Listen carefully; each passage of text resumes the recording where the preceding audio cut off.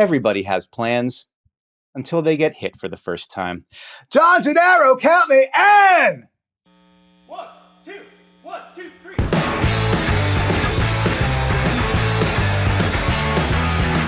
Today's first words belong to Iron Mike Tyson, who famously spoke them before his 1987 fight against Tyrell Biggs, which Tyson won by TKO in the 6th. But the rest of them belong to me. Welcome to Devine Intervention, a self-help podcast about basketball. My name is Dan Devine, and before we get rolling, here are 3 things that I am grateful for today. Number 1, I get paid by Yahoo Sports to write about the NBA and talk about it into this microphone and into that camera. Pretty good deal for your boy. Number 2, I'm now comfortable enough in my washedness that I sprung for some new insoles for my sneakers. And honestly, that kind of made trooping through New York City last night on my way to Knicks Pacers and going all throughout Madison Square Garden, the bowels of the arena, feel like a pleasure cruise. So shouts out to being comfortable enough to treat yourself and your feet. And number 3, nearly as important as all of that, I get to spend part of my day catching up with a very smart, very kind, very hardworking man who might be in need of a little pick-me-up today. My guest today is someone whose work I first encountered back when he was writing for Denver Stiffs and SB Nation's Denver Nuggets blog, and contributing to Vice Sports. These days, he is the head of content for DNVR Sports, the flagship of the growing All-City Network media empire, as well as the host of the All-City NBA podcast with Tim Legler, of all people, my goodness, and the proprietor of the DNVR Bar, which is a heck of a place to grab a drink to celebrate a Nuggets win or to drown some sorrows after a Nuggets loss. Friends! A warm welcome for Adam Mares. Adam, thanks so much for joining us. How are you doing today? I'm doing good. Thanks for all of those different plugs there. But the DNVR bar was the saddest place on earth last night. So, we might have lost a star or 2 in our reviews. Well, I believe that the phrase is "we suffer together," right? That's right. That's the idea. That's right. So we celebrate together, we suffer together, and I appreciate you being here today to do both with me. Adam, this is not what the show that I had thought we were going to be doing when I asked you to come on the show, but I've asked you here today to help me understand what the hell is going on. And I mean that somewhat literally. I was away with family this weekend and I was covering Knicks Pacers last night, as I mentioned. So I hadn't watched front to back all of both games. And I wake up this morning and it's 2-0 the other way. I think the way that a lot of people didn't anticipate it being in the Denver-Minnesota series. So here to find out from you and to talk through how we got here, where we're going, how you're feeling, if you're staying hydrated, can you confidently identify the location of all of your heating packs? All of it. I want to know about all of it. And we will get into all of it. But first, as a matter of course here on Devine Intervention, we always try to operate from a place of joy. And I understand joy might be difficult to come by on this particular morning. However, that only makes finding it all the more imperative. So, Adam Mares, what is something from the world of basketball that's bringing you joy right now? There's good basketball being played. I'm a basketball purist, Dan. I love the game. I love the game of basketball first. I think I love the Nuggets second, and I love the NBA third. It's almost in that order. So even when the basketball is good, even when my team is on the other end of it, I can still find some kind of joy in it, as sick as that might sound. And honestly, every year there's a team or two that sort of coalesces at the right time and they reach these new heights that even they had never reached before. And right now, the Minnesota Timberwolves are that team. And we're not quite at the midway point of the playoffs, but through 6 games, 6 dominant games, they look like a team that is coming together, that has a singular belief, a singular goal. They're all pulling in the same direction. And it's really cool to see when that happens. And it's especially cool when it happens to a team that is doing it for the first time and a franchise that is doing it for the first time, including a fan base. So as much as it's coming at my Nuggets' expense, it's pretty cool to see the Wolves' rise in the way that they're coming together. First off, that is extraordinarily big of you. That is not the kind of answer that a lot of people would be capable of providing on a morning like today. It's also, the narrative discussion has been shot through with all of the points of comparison and the points of overlap between Denver and Minnesota.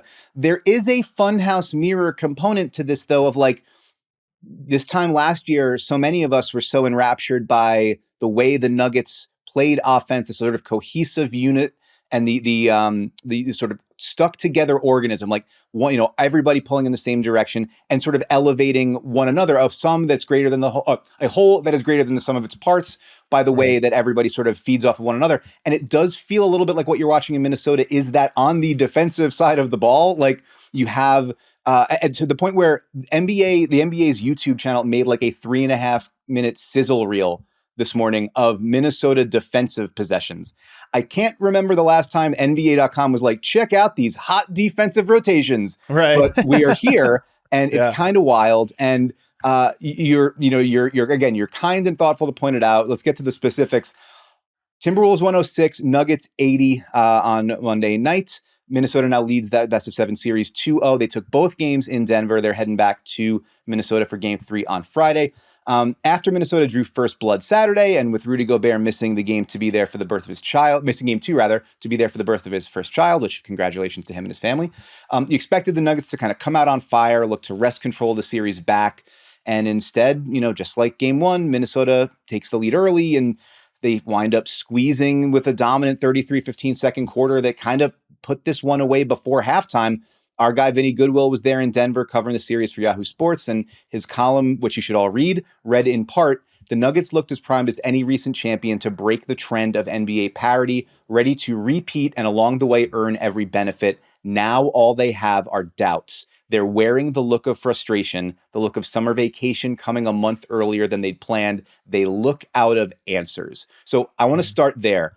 A week ago, the world was different, but a week ago, the Nuggets had just finished off the Lakers. How in the space of 7 days have we arrived at the defending champs looking out of answers? Well, I'll be honest with you. I don't think that this just goes back a week. And look, that was an unconvincing first round win by the Nuggets. They beat them in 5 games. They trailed in 4 of those 5 in the first quarter by double digits. So all of those games had this thing of, why does Denver keep doing this? And when a team keeps doing something, it happens the first time you say, okay, they're not taking it seriously. They're not getting off to good starts. And then you start to rationalize and try to make sense of what's happening. But when it happens 5 games in a row in the same series, at some point you have to think, maybe that's who they are. Maybe they're not as good as we think they are, and that's why they're falling behind all these points. And I think there was a little bit of it there. So I want to start by saying this.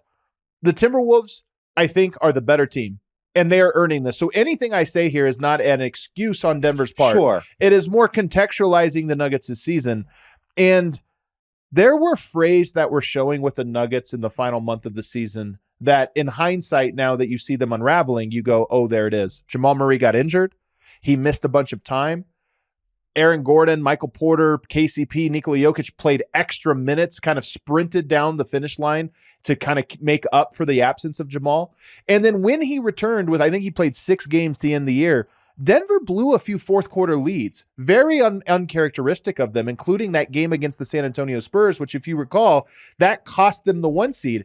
And when that happened, like with round 1, everybody said, that's strange. Weird things happen, but that's not who they are. I think it was our first signs that this might actually be who they are, a very good team, but missing what it was that got them over the hump last year. And the Wolves, I think, are designed to exploit any weakness that the Nuggets have, and they've opened up this wound in Denver that is now massive for everyone to see. And a huge part of that, the smelling blood in the water, as Chris Finch put it after game 2, is that Jamal Murray doesn't look like the Jamal Murray we saw throughout last postseason, throughout much of this regular season. You mentioned it. The numbers are kind of glaring at this point. He was 3 for 18 from the floor in game 2.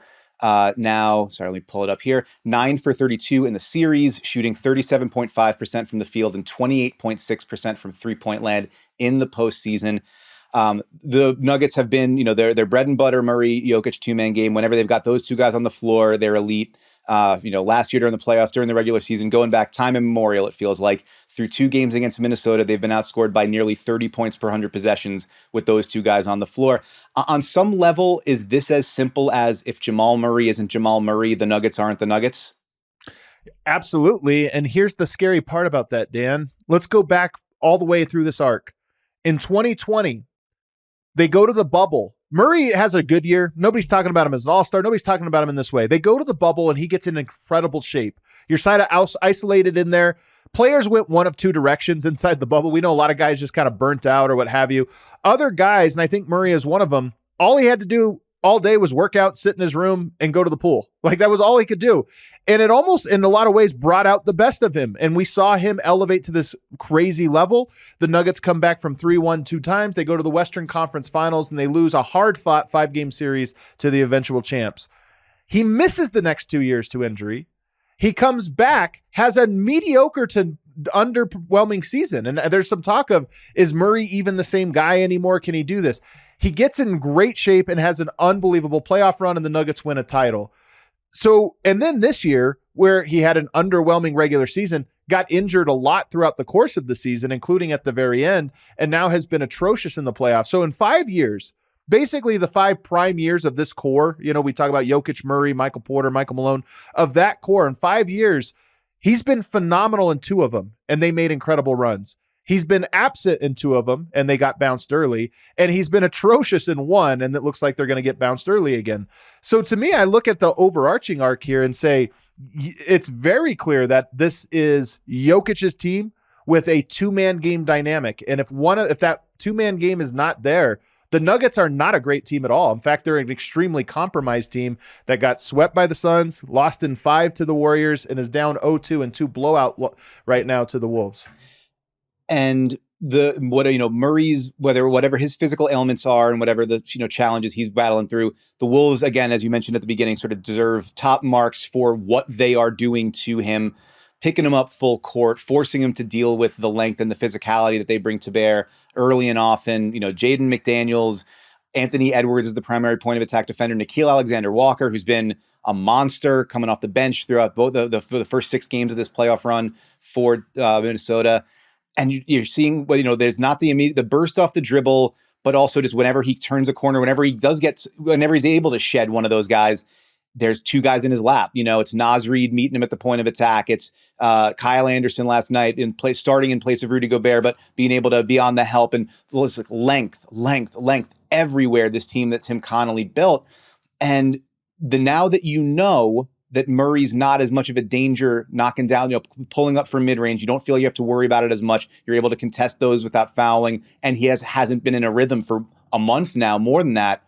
Right. They're setting on that pocket pass too in the 2-man game. And you see them getting deflections there, not able to get it through as much. So it's like the Wolves see the opportunity to defang what has been, the most dangerous play in offensive basketball for a couple of seasons. And when you take that away, what does Denver have to turn back to? Right. 100%. That's exactly it. Is if everything starts from the 2-man game and you're able to shut off the 2-man game, well, what is the secondary thing? Nothing, because the secondary thing is stuff that comes off of that. Right. And nobody had been able to shut it down. The Timberwolves, here's the story though. Tim Connolly built the Nuggets. He then left in a very dramatic fashion with some very bad blood. There was some barbs on the way out thrown about, he left through the side door. He didn't do things right, this or that. There's some bad blood there. He's the only guy that I think saw the Nuggets coming. When he goes to Minnesota and you look at the landscape, you say, what kind of team do we need to build? Well, who's going to be good? The Denver Nuggets are going to be good.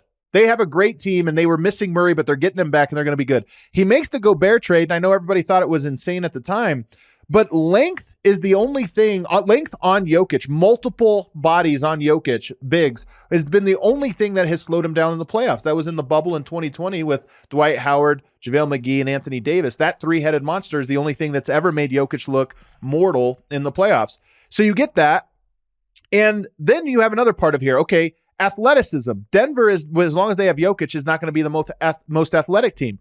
Well, he puts athleticism all over the court, and by the way, the Nuggets lose Bruce Brown and Jeff Green. I know Jeff Green doesn't get thrown in there a lot, but one thing Jeff Green is very athletic. He's a very athletic player. So Denver lost 2 of their most athletic players and now has a hobbled Jamal Murray and a little bit of an older Aaron Gordon and KCP who look run down. They are not athletic, and they are vulnerable now to teams who are athletic.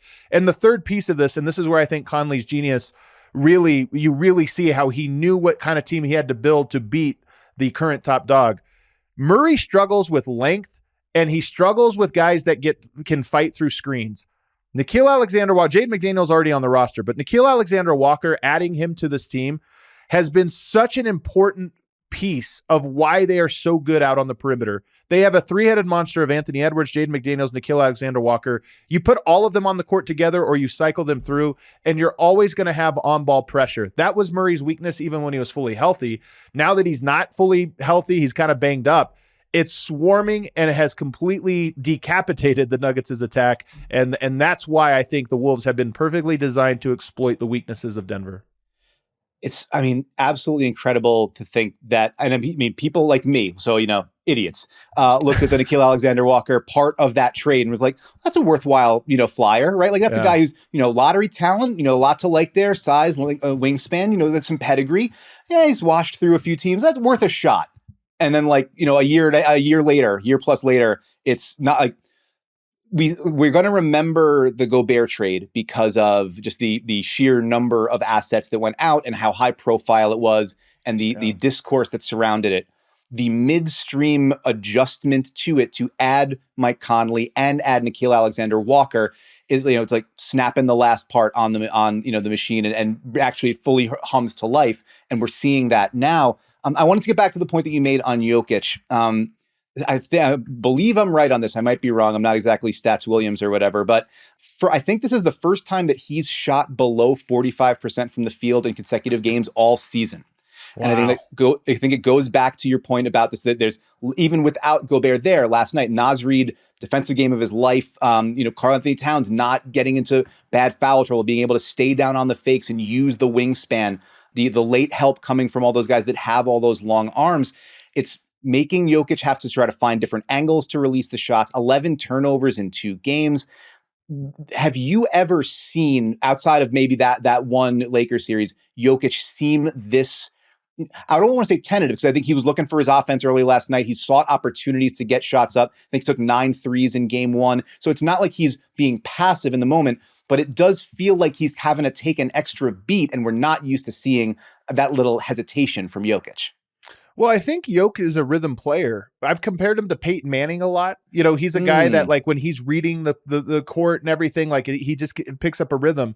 When Denver's rhythm gets disrupted, he does have a lot of things he can go to, to kind of settle them. And Denver will obviously go to him on the elbows or the blocks. But what happened in last night's game and what happened all throughout the Lakers series was teams have looked around and said, Denver is compromised. Aaron Gordon is playing below his standard. KCP is below his standard. Jamal Murray is way below his standard. They send the hard double at him. So usually when you go to that stabilizing, okay, Jokic in the post, and let's just let him try to make a tough move against a good defender. He was up for that. Even in game 1, he had a lot of good takes on Rudy Gobert when Gobert would get matched up on him. But last night, that wasn't even an option. One, they couldn't get the ball to him half the time. So half the time you're trying to get him the ball. And if they got it to him, there was only 5 seconds on the clock or what have you. So it wasn't even like he was given great moments there. But in the moments when he would get the ball in the post, they would just say, you know what, hard double, trust our athleticism on the backside to rotate and shut things down. And it worked perfectly. He would get the ball, hard double would come. They would swing it around, but nobody was open. And the way you're open on a swing like that, even against athleticism, hard closeout comes, and you have guys that beat them downhill now, get the ball moving, and then attack downhill and scramble the defense. Murray clearly does not have that in him right now. He has no bursts of speed. There's the closeouts with Jaden McDaniels or Nickeil Alexander-Walker right now, close out, and there's no separation. And unfortunately, that's how so I agree with you that Jokic looks a little off rhythm, but part of me looks at this and goes, the team is so compromised that I'm not even sure what he can do. I think defensively there's a lot he can do, but offensively, I don't even know what a lot there is he could do other than force bad shots, which is not really a recipe I see winning the game either. It's so funny because it's the exact argument in the idiot's brain about why I thought that the Wolves were going to struggle with the Suns was that they were going to force Anthony Edwards to get off it with aggressive help, hard doubles, and then trust those other guys to make shots, make plays. And in the regular season, you saw that in those matchups, Nickeil Alexander-Walker didn't shoot great. Jaden McDaniels didn't shoot great. Karl Towns got into foul trouble, didn't shoot great. So all those other guys weren't rewarding the trust. And then it's, well, if they're not rewarding the trust, how long does the trust last? In round 1, they absolutely, reward the trust. Game 1 against the Nuggets, not so much. But Ant just goes to supernova, 43 points, and is able to overcome it. you see it again last night. Ant making the simple pass when the double comes his way and trusting, Towns gets into a rhythm early, or on those swings, Jaden McDaniels finally gets a couple of buckets early, and that opens things up for him, even though he doesn't score very much, but just he keeps him in rhythm, keeps the ball moving, so on and so forth. It was like sometimes the difference between who's the best player in the series is how much the other guys are supporting them and making them look good for their good decisions, right? Like Jokic is the best player on the floor whenever he steps onto it, but he can be overtaken in the series when everybody else rises to Ant's level. And I think that's a little bit of what we're seeing so far. So to that point, where do you see that support coming from for Jokic down the balance of this series? I don't. And that's part of why the series doesn't feel great, in the moment that you're in. I don't know that Murray has it in him to overcome this year. He's risen to the occasion, as we just mentioned, in the years that he's been healthy, but he's underperformed in the regular season to expectation. And there's always been if he ever lets us down in the playoffs, then we'll have the conversation about just how good is he? Is he the guy that you should commit to? So this is uncharted territory because it's the first time that's happened. But we're, 7 games in now? Yeah, 7 games into the playoffs. Murray does not have a good game. He does not have a good game. He has 2 good quarters. And so at a certain point, you look at that and say, so is he going to be better now on the road? By the way, first of all, is he going to play in game 3? As you mentioned earlier, he threw a little heat pack on the thing. That's also uncharted territory because NBA players don't generally stoop to that, level of frustration. So there's a chance he doesn't even play. But even if he does, you saw the impact that defense had on him. He does not look like a guy that is this close to overcoming it. And so no, I don't see them getting a respite from this, or Jokic getting a respite from him. And then let me just bring this point up here, Dan, and I'm just going to throw this out there. The disease of more, everybody talks about you win a championship, do people want more? I don't think Denver's been affected by that, the wanting more. I think guys have actually sacrificed. But there's another element of continuity is great, but the thin line between continuity and getting stale or just getting tired of each other and this or that, I wonder as I watch these first 2 games and see the body language and see the frustration even with players, Yoke's passivity, I look at this and I go, this team might be annoyed of each other. They might actually be at the point, and credit the Wolves for bringing it out of them fully and putting it on display, but they didn't show a lot of fight in the second half of that game, despite, I know it felt hopeless, but they didn't show a lot of fight for each other. And that's where, when we're talking about teams that coalesce in the playoffs, the Wolves look like if one of their guys is down, they would all come to pick him up and be like, hey, we'll save you. Last night, the Nuggets looked like they didn't have that in it for each other. And that's another layer of texture that I'm watching through this Nuggets, through this run. And when you are in those places, down in the depths there, you need that spark, whether it's a, veteran leader bringing somebody together, somebody making the kind of sacrificial hustle play that gets everybody kind of snaps them out of it and locked in. And you do wonder a little bit where that comes from. It feels like Bruce Brown was the kind of guy who had that kind of energy last season. Christian Brown has made some of those plays over the course of the season, big dunks, big hustle plays. Peyton Watson obviously has been electric in moments. It does feel a little bit like they're not getting either because Malone might not fully trust them at this point in the season, or they just haven't been as productive in the moments that they've gotten.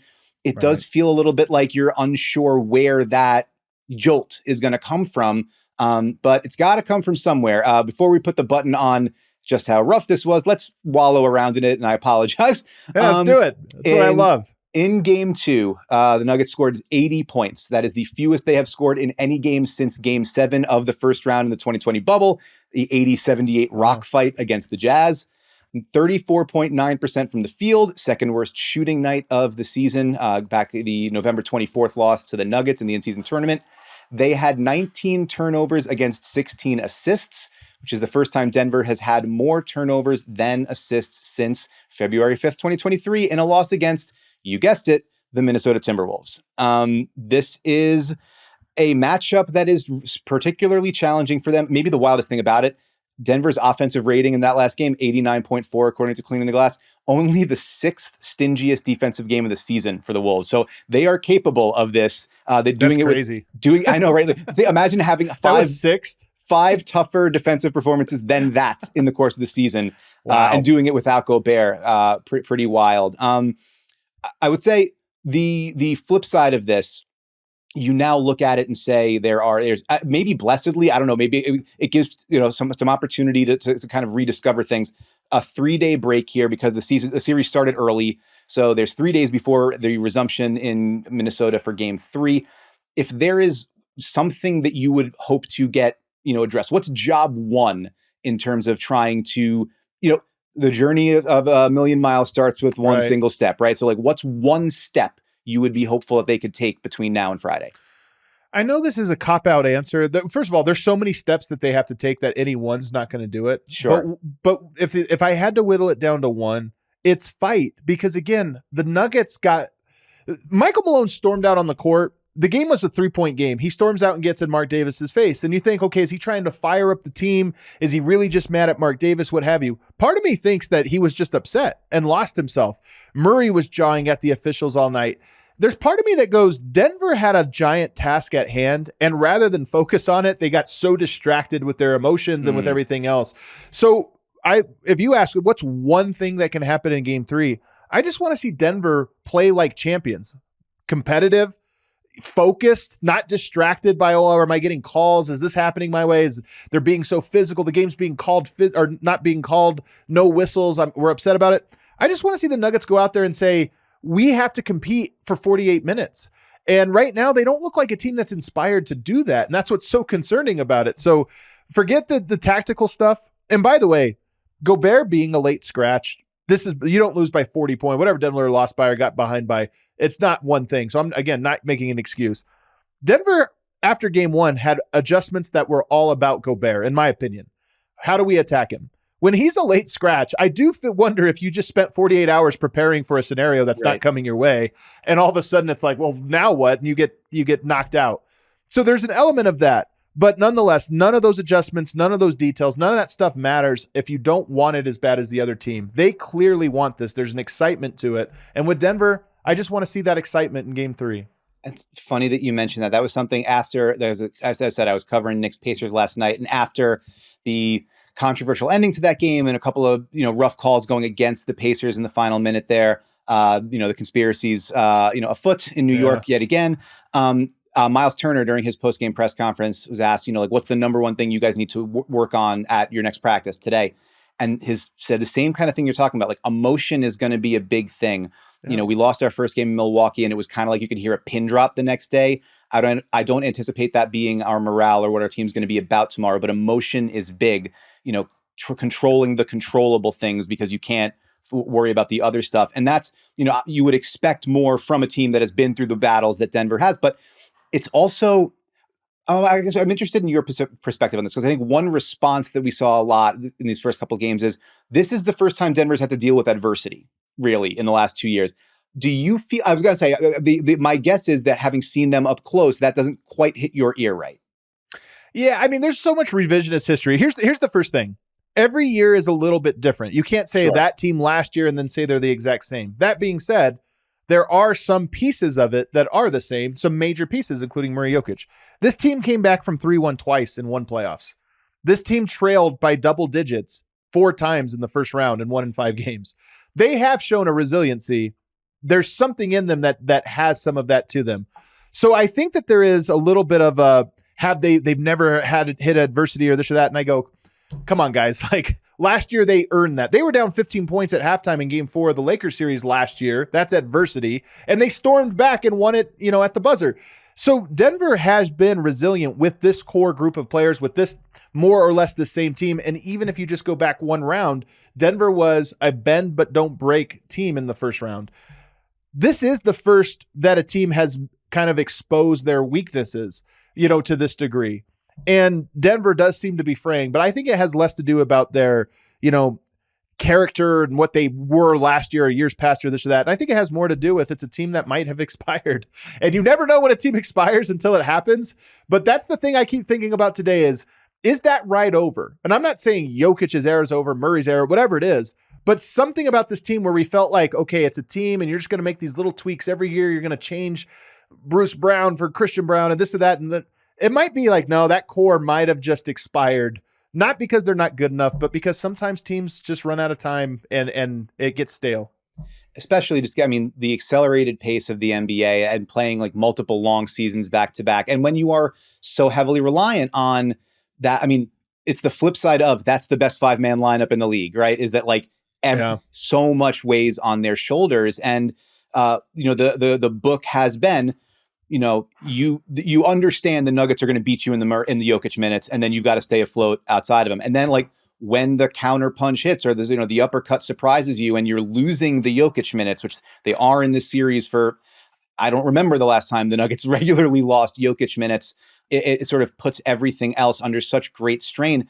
And we're not there yet, and we don't have to get any further down that line. But you look at the salary structure here, and it's like Murray extension eligible, Porter extension eligible, Gordon extension eligible, KCP with a player option can make a decision. Like there are some pivot points here, and I think Calvin Booth to some degree saw that. Maybe I saw that part, but like it was part of the idea of we need to turn the roster over, get younger. We're going to lean, and rather than looking to bring back Bruce Brown at that price point or look to replace so many of those guys with veteran free agents, we're going to turn to Christian Brown. We're going to turn to Peyton Watson, see what Julian Strother can give us, those first round draft picks they made last year.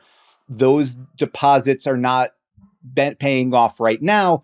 And sometimes you can get kind of caught in the in-between in that pocket. And it does feel a little bit like whatever that external source of, rejuvenation or refreshing the pot, it's just not hitting right now.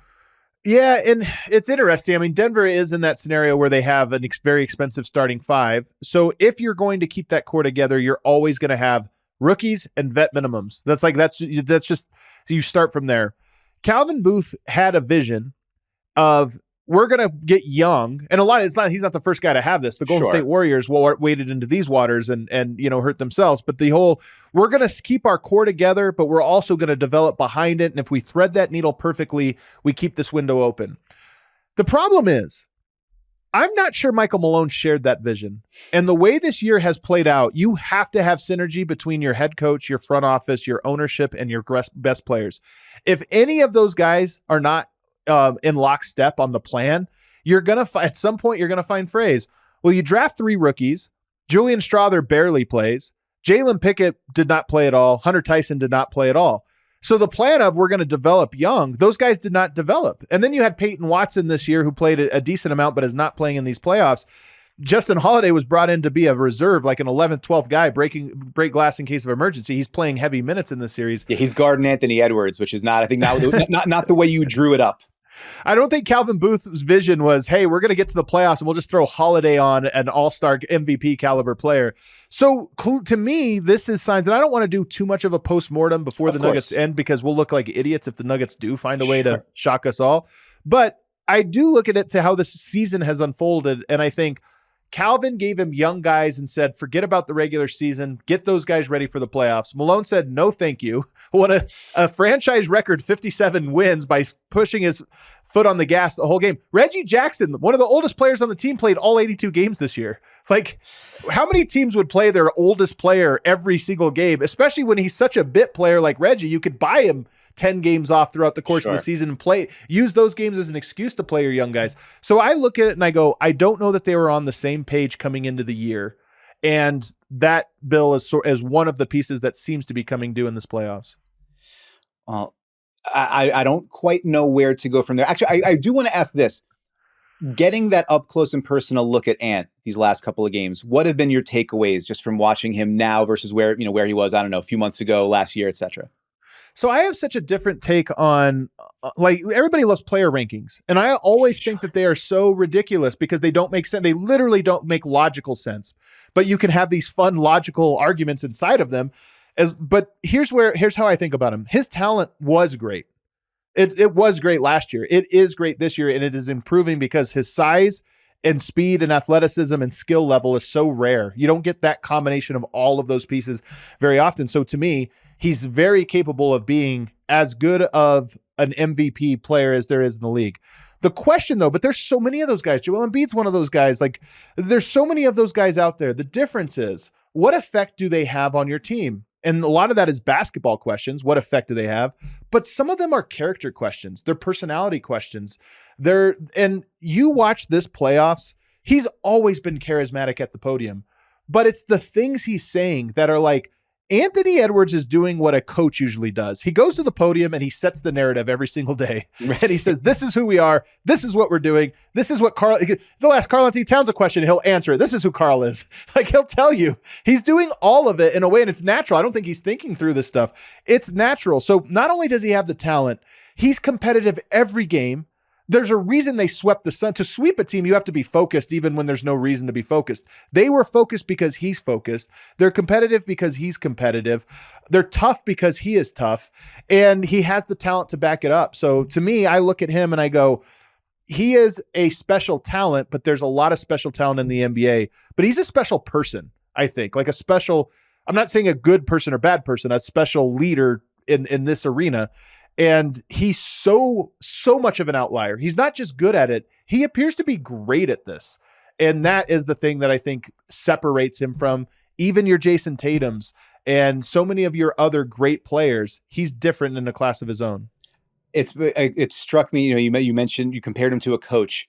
Like, I forget which question it was last night after the game, but he was like, and now I'm just going to take a quick shout out for Jaden McDaniels. Like, I'm going a coach move. Yeah, I'm going to pivot completely away from what you asked me to answer what I want to answer, because I'm sending a message to my guys.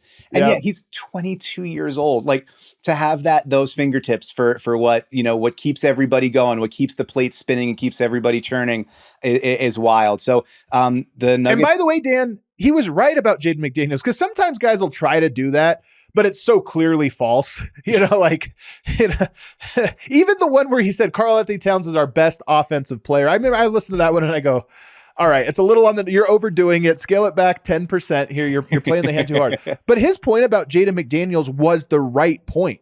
He said, guys, Jaden McDaniels plus 23 tonight or whatever, game high plus 33, whatever it was. He didn't even mention that, but he just said Jaden McDaniels only got 7 shots. And yet he was the key of the game. That's such a great point, that he just has his finger on the pulse of what the team needs, what the players need, but also what is right and true. And I'm just so impressed with it. It goes back to, something that Chris Finch said. Chris Finch, we forget their coach is playing through a patellar, torn patellar tendon. Right. But after he was at the podium after last night's game, and he said, quote, "The goal has always been to put out a team that people like to cheer for. Doesn't happen unless you play hard. Usually doesn't happen unless you play defense and share the ball.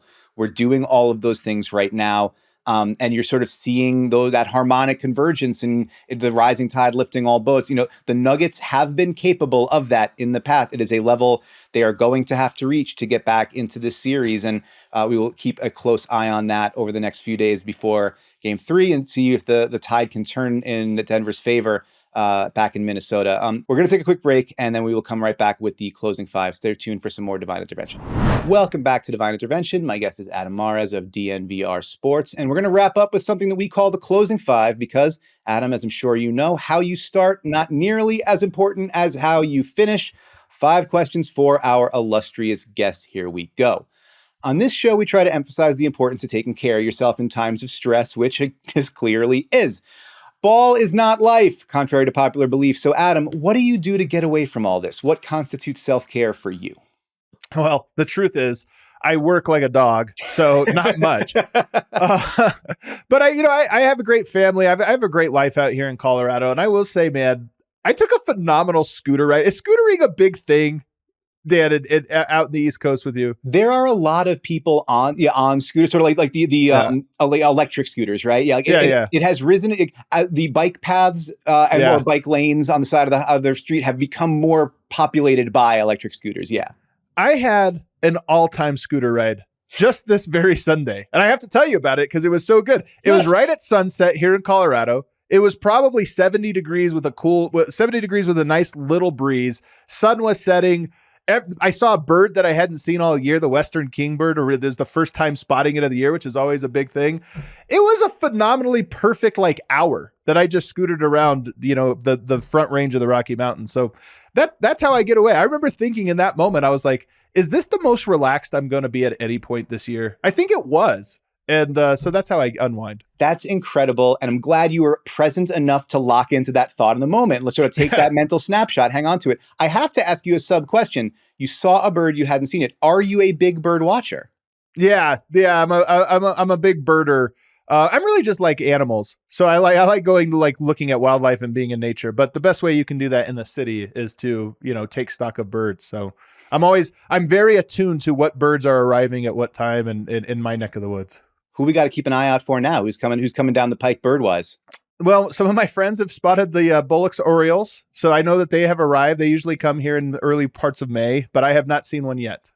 Well, hope springs eternal, and we got to get you hooked up with Ben Golliver from the Washington Post, and maybe you guys go on a moose safari together. Ben was very adamant about the values of the moose safari, trying to get going. I believe it was the Arctic Circle, might have been Alaska. I forget where, but maybe you guys can link up in the off season.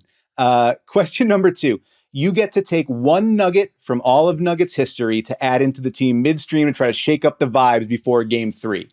Who are you taking? My answer to this is usually David Thompson, just because he's like a legend to me. He's like Paul Bunyan or something. Sure. He's like a bit larger than life. But I think my actual answer, given the state of affairs for the Nuggets, would be Chauncey Billups, probably the greatest Nugget leader in Nuggets history. And the Nuggets look like they need leadership right now. Not lost, Dan. I don't usually watch the pressers. Last night, Michael Malone had a very interesting one line. He said, "That's a very quiet locker room in there, and you can take that multiple ways," which means obviously nobody's talking, everybody's sad and somber, but also there's no leader stepping up right now in that moment. And look, for all of Jokic's, we just talked about Anthony Edwards, how he has that component of it on top of the skill. For all of Jokic's greatness, he leads by example. The team plays unselfishly because he sets that tone. But he doesn't step up in other ways as a leader. It's just not natural to him, and he doesn't seem bothered to try to do something unnatural to him. But Chauncey Billups was a leader. I think the Nuggets need one in this moment, so I would add him.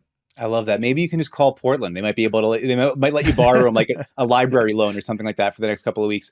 Quick trade. I think a lot of sports fans who love sitcoms and have a relationship to alcohol have probably considered opening a sports bar, but you guys actually did it. How has the reality of having your own sports bar, which again, the DNVR bar, corner of Colfax in New York, check it out if you're in town. How has the reality of having your own sports bar matched up with the way you might have envisioned it? It's harder. That's for sure. Like, it's definitely harder. The thing about our bar, and look, we have a lot of great people that are running it. I'm really just there. Like, I'm not involved too much in the operations of it, but the pretty face of the bar. I'm the pretty face of it, man. I kiss babies and shake hands. The cool thing about it is that as our life becomes increasingly online and digital and virtual, the DNVR bar is such a unique place where you go there to meet your digital friends. And there's nowhere else in the world that's like this. Summer League is a little bit like this for the NBA writers that go to Summer League. You have that experience of, wow, I talk to you guys every day, but I never see you, and now I'm seeing you. That's what the DNVR bar is. There's all these people that you have this online relationship that is really cool and fulfilling in a lot of ways, but unsatisfying in some that you don't really realize until you're isolated from people for long periods of time. The DNVR bar feels like do you ever see, what is that movie, or the Black Mirror episode, San Junipero, where people would go to this like digital heaven to hang out, right? And be this place. It's almost like that's the internet and then everyone leaves. This is like a real life example of that, where it's like, okay, we can go be online friends, but let's actually meet in real life to get that tangible, fully satisfying experience from time to time. And if we get to watch the Nuggets win along the way, it makes it all the more special. It's fascinating. I was talking with Trey Kirby, was on the show last week from No Dunks, and we talked about that, like the difference between audience and community, right? Yeah. And a lot of our lives, especially in this line of work, is like building a following, right? And trying to like get people to consume what you write, listen to what what you make, watch what you make. But you lack sometimes community, actual like getting together, experiencing something together. So that makes a ton of sense. I hadn't even really thought about it like that. I was like, oh, it's just maybe a diversified revenue stream or whatever. But like that, the idea of having a place where you bring this community that you've built online together and actually like foster that sense of community. Such a cool theing. Super producer John Gennaro notes in our side chat that a Devine Intervention bar would be so sad, but the music would be good. So, all right, well, there's worse things than that. What are we serving at the Devine Intervention bar? Like, what do you go there to get? Peanuts and sadness. No, My honest answer to that is probably I am a cheap beer drinker by trade. Well, not by trade. It's not. I don't get paid for it. But I'm a like Miller High Life Narragansett guy. That's kind of my like Narragansett tall boy. There was a time where it would have been like Narragansett tall boy and a Jameson. Jameson's out of the recipe now. That's off the books. Moving on. Question number 4.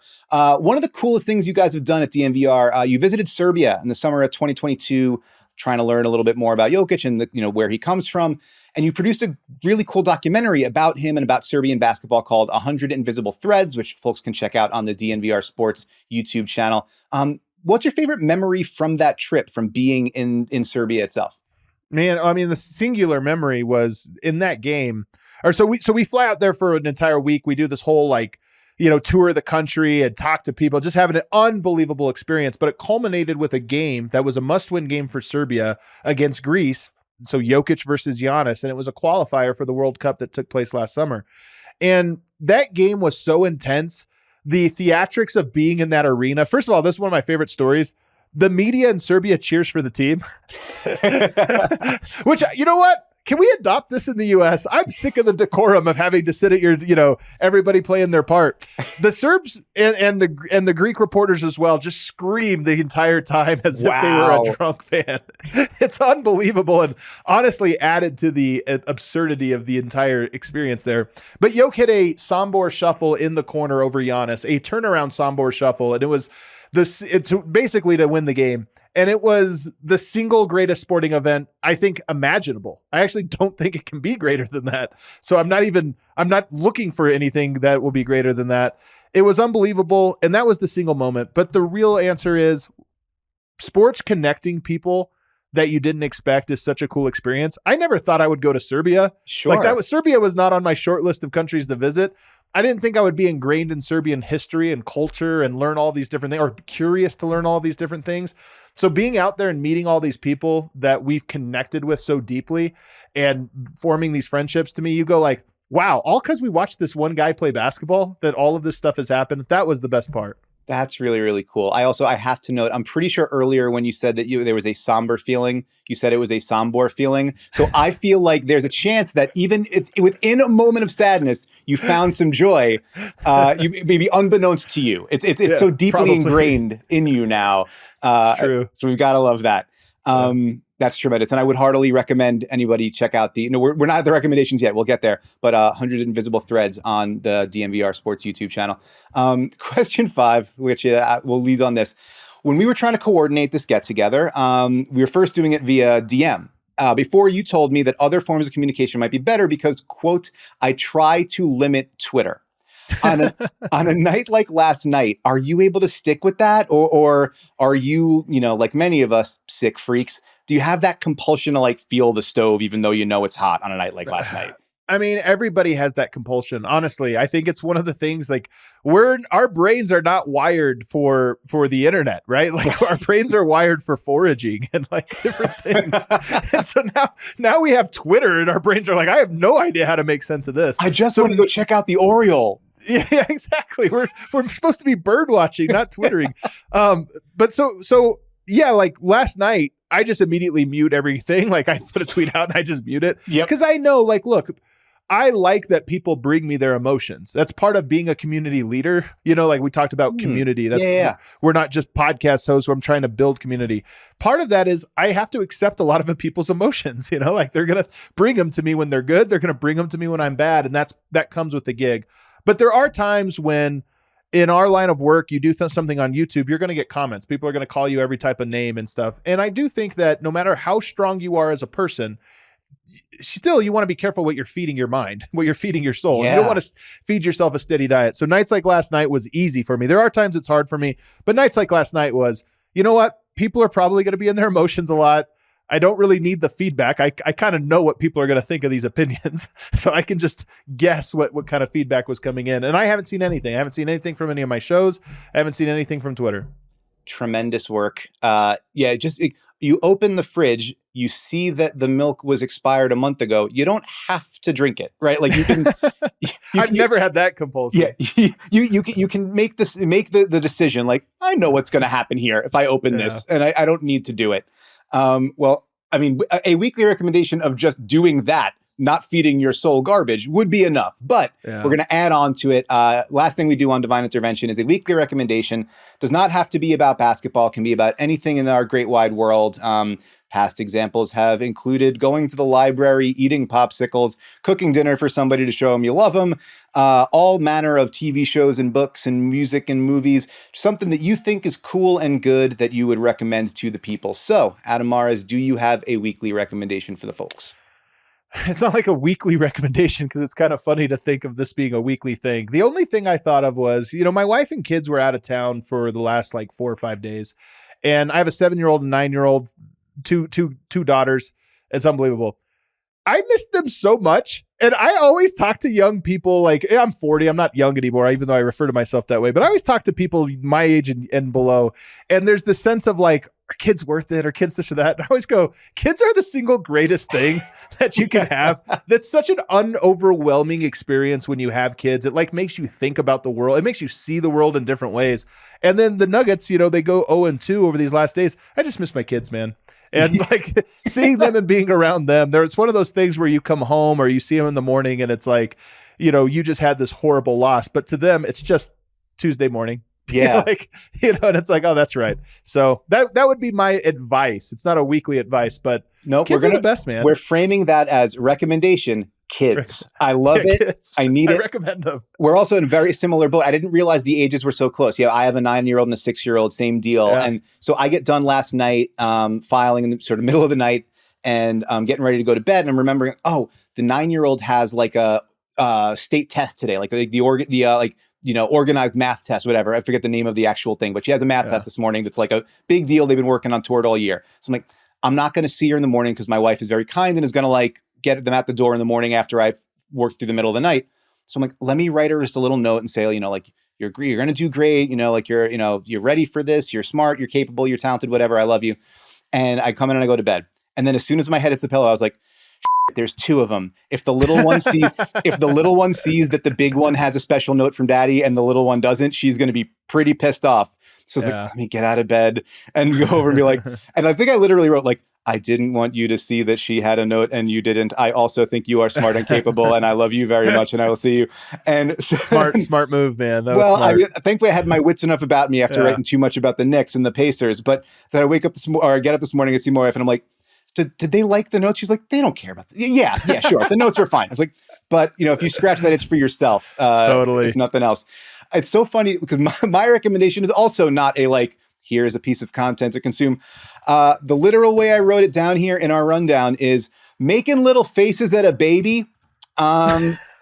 So I mentioned earlier, I was out of town this weekend with family and friends. So it was one of my wife's oldest friends from growing up. A few of them got together. There was a new baby that I had not seen.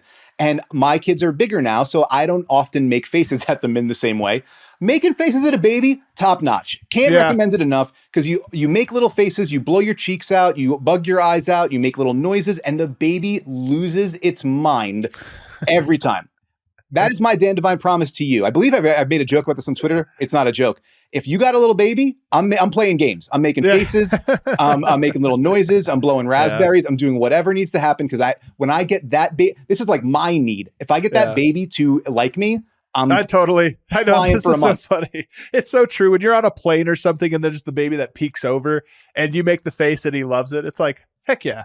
It's almost like you're a stand-up comedian or something. You might as well be the funniest guy on earth. You're I still got it. Well, Adam, you might have put your finger directly on the bruise. You don't have Dan. You don't have the guts to do stand-up comedy, but you can make faces at a baby. So that is our recommendation. Kids making faces at babies. What a wonderful source of joy. What a wonderful time to have with Adam Mares here. I also recommend checking out DNVR Sports at thednvr.com.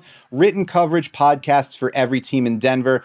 We talked obviously about the Nuggets, but all across the sporting landscape, die hard work there from a super committed and super talented group of people. And listen to Adam with Tim Legler on the All City NBA podcast. Adam, anything else you'd like to point people toward on your way out the door?